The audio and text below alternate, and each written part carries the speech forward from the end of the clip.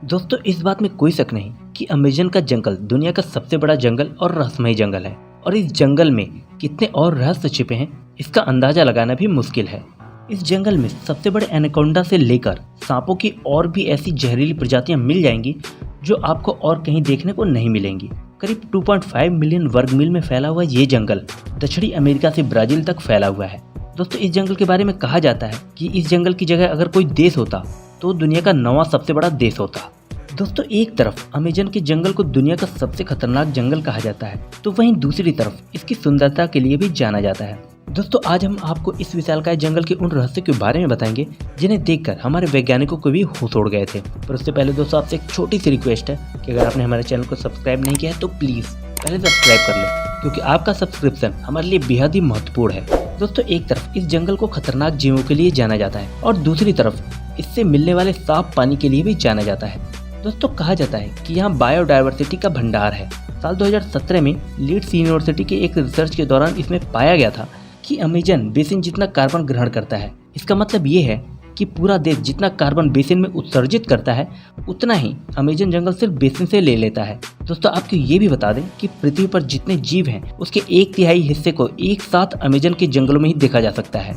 यहाँ पर करीब 390 अरब पेड़ हैं जिसमें 16,000 से ज़्यादा उनकी प्रजातियां हैं।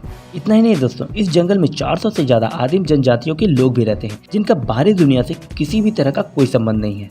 दोस्तों ये जंगल इतना बड़ा है और घना है कि हमारे वैज्ञानिक भी अभी तक इसके सिर्फ 25% हिस्से पर ही रिसर्च करने में कामयाबी हुए हैं।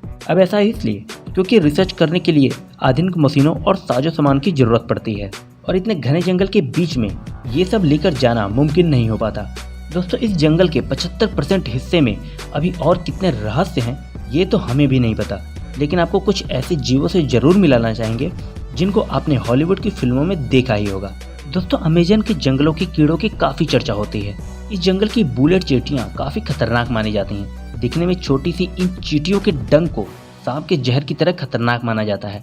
कहा जाता है कि इनके काटने पर आपको इतना दर्द होगा मानो जैसे किसी ने गोली मार दी हो। अब आप इन मकड़ियों से मिलिए।